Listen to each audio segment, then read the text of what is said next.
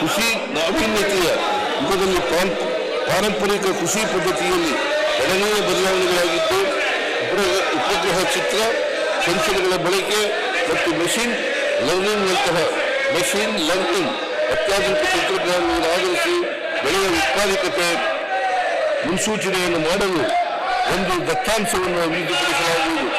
ರೈತ ಉತ್ಪಾದಕ ಸಂಸ್ಥೆಗಳನ್ನು FPO ಇನ್ನಷ್ಟು ಸದೃಢ ಮಾಡಿ ಸುಸ್ಥಿರವಾಗಿ ಕಾರ್ಯನಿರ್ವಹಿಸಲು ಪೂರಕವಾದ ತರಬೇತಿ, ಮಾರ್ಗದರ್ಶನ ಹಾಗೂ ಬೆಂಬಲ ನೀಡುವ ಅಗ್ರಿ ಆಕ್ಸಿಲರೇಟರ್ ಪ್ಲಾಟ್ಫಾರಂ ಮೂಲಕ ವಲಯದ ಸ್ಟಾರ್ಟ್ಅಪ್ಗಳನ್ನು ಉತ್ತೇಜಿಸಲಾಗುವುದು.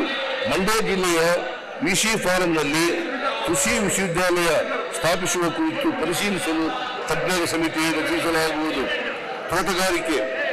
ತೋಟಗಾರಿಕೆಗೆ ಸಂಬಂಧಿಸಿದ ತಾಂತ್ರಿಕ ಸಲಹೆ, ಮಾರುಕಟ್ಟೆ ಸಂಪರ್ಕ, ಬೇಸಾಯ ಪರಿಕರಗಳು ಮತ್ತು ಉತ್ಪನ್ನಗಳನ್ನು ಒಂದೇ ಸೂರಿನಡಿ ಒದಗಿಸುವ ಉದ್ದೇಶದಿಂದ ಆಯ್ದ ಜಿಲ್ಲೆಗಳಲ್ಲಿ ಕಿಸಾನ್ ಮಾಲ್ಗಳನ್ನು ಸ್ಥಾಪಿಸಲಾಗುವುದು.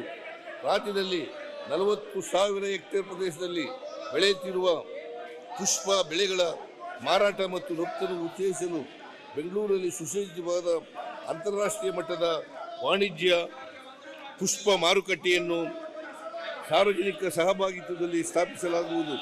ತೋಟಗಾರಿಕೆ ಬೆಳೆಗಳ ಸಂಸ್ಕರಣೆ ಮತ್ತು ರಫ್ತಿನ ಪ್ರಮಾಣ ಹೆಚ್ಚಿಸಲು ಕೊಯ್ಲೋತ್ತರ ನಿರ್ವಹಣಾ ಕೇಂದ್ರ, ಪ್ಯಾಕ್ ಹೌಸ್ ಹಾಗೂ ಮೌಲ್ಯವರ್ಧನಾ ಸಂಸ್ಕರಣಾ ಘಟಕಗಳನ್ನು ಸಾರ್ವಜನಿಕ ಖಾಸಗಿ ಸಹಭಾಗಿತ್ವದಲ್ಲಿ ಸ್ಥಾಪಿಸಲಾಗುವುದು.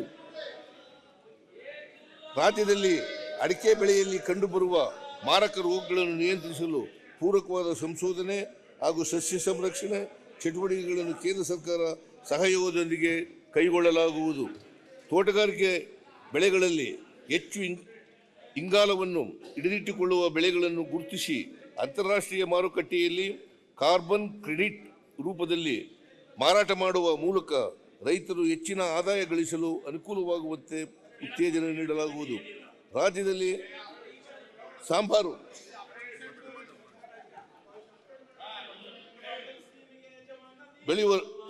ಸಾಂಬಾರು ಪದಾರ್ಥ ಬೆಳೆಗಳನ್ನು ಬೆಳೆಯುವ ರೈತರನ್ನು ಪ್ರೋತ್ಸಾಹಿಸಲು ಹಾಗೂ ಬೆಳೆಗಳ ರಫ್ತನ್ನು ಉತ್ತೇಜಿಸಲು ಚಿಕ್ಕಮಗಳೂರು ಜಿಲ್ಲೆಯಲ್ಲಿ ಸ್ಪೈಸ್ ಪಾರ್ಕ್ ಅನ್ನು ಸಾರ್ವಜನಿಕ ಖಾಸಗಿ ಸಹಭಾಗಿತ್ವದಲ್ಲಿ ಅಭಿವೃದ್ಧಿಪಡಿಸಲಾಗುವುದು. ತೋಟಗಾರಿಕೆ ಬೆಳೆಗಳಿಗೆ ವಿಜಯಪುರ ಜಿಲ್ಲೆಯು ಹೆಸರುವಾಸಿಯಾಗಿದೆ. ಈ ಭಾಗದಲ್ಲಿ ತೋಟಗಾರಿಕೆ ಬೆಳೆಗಳಿಗೆ ಇನ್ನಷ್ಟು ಉತ್ತೇಜನ ನೀಡಲು ವಿಜಯಪುರ ಜಿಲ್ಲೆಯ ಆಲ್ಮೇಲದಲ್ಲಿ ತೋಟಗಾರಿಕೆ ಕಾಲೇಜನ್ನು ಸ್ಥಾಪಿಸಲಾಗುವುದು. ರೇಷ್ಮೆ ಏಷ್ಯಾದಲ್ಲಿಯೇ ಅತಿ ಹೆಚ್ಚು ರೇಷ್ಮೆಗೂಡು ಮಾರಾಟ ವಹಿವಾಟು ನಡೆಸುವ ರಾಮನಗರ ಮತ್ತು ಶಿಡ್ಲಘಟ್ಟದಲ್ಲಿರುವ ರೇಷ್ಮೆ ಮಾರುಕಟ್ಟೆಗಳನ್ನು ಮೊದಲನೇ ಹಂತದಲ್ಲಿ 150 ಕೋಟಿ ರೂಪಾಯಿ ವೆಚ್ಚದಲ್ಲಿ ಹೈಟೆಕ್ ಮಾರುಕಟ್ಟೆಗಳನ್ನಾಗಿ ಅಭಿವೃದ್ಧಿಪಡಿಸಲು ಈಗಾಗಲೇ ಕ್ರಮ ವಹಿಸಲಾಗಿದೆ. ಕಾಮಗಾರಿಗಳನ್ನು ಶೀಘ್ರದಲ್ಲಿಯೇ ಪೂರ್ಣಗೊಳಿಸಿ 250 ಕೋಟಿ ರು ವೆಚ್ಚದಲ್ಲಿ 2ನೇ ಹಂತದ ಕಾಮಗಾರಿಗಳನ್ನು ಕೈಗೆತ್ತಿಕೊಳ್ಳಲಾಗುವುದು. ರೇಷ್ಮೆ ನೂಲು ಬಿಚ್ಚಣಿಕೆದಾರರು ಉತ್ಪಾದಿಸಿದ ಕಚ್ಚಾ ರೇಷ್ಮೆಗೆ ಪ್ರೋತ್ಸಾಹಧನವನ್ನು ನೀಡಲು ಕರ್ನಾಟಕ ಅಲ್ಪಸಂಖ್ಯಾತರ ಅಭಿವೃದ್ಧಿ ನಿಗಮದ ಸಹಯೋಗದೊಂದಿಗೆ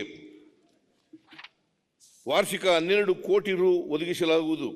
ಬಯೋಲ್ಟೀನ್ ರೇಷ್ಮೆ ಗೂಡುಗಳಿಗೆ ಪ್ರಸ್ತುತ ನೀಡುತ್ತಿರುವ ಪ್ರೋತ್ಸಾಹ ಧನವನ್ನು ಪ್ರತಿ ಕಿಲೋಗೆ 10 ರುನಿಂದ 30 ರುಗೆ ಹೆಚ್ಚಿಸಲಾಗುವುದು.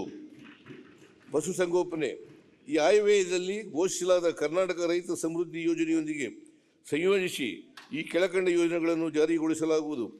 ಅಮೃತ ಸ್ವಾಭಿಮಾನಿ ಕುರಿಗಾಹಿ ಯೋಜನೆಯನ್ನು ಪ್ರಸಕ್ತ ಸಾಲಿನಲ್ಲಿಯೂ ಮುಂದುವರಿಸಿ 10,000 ಫಲಾನುಭವಿಗಳಿಗೆ ಸಹಾಯಧನ ನೀಡಲಾಗುವುದು.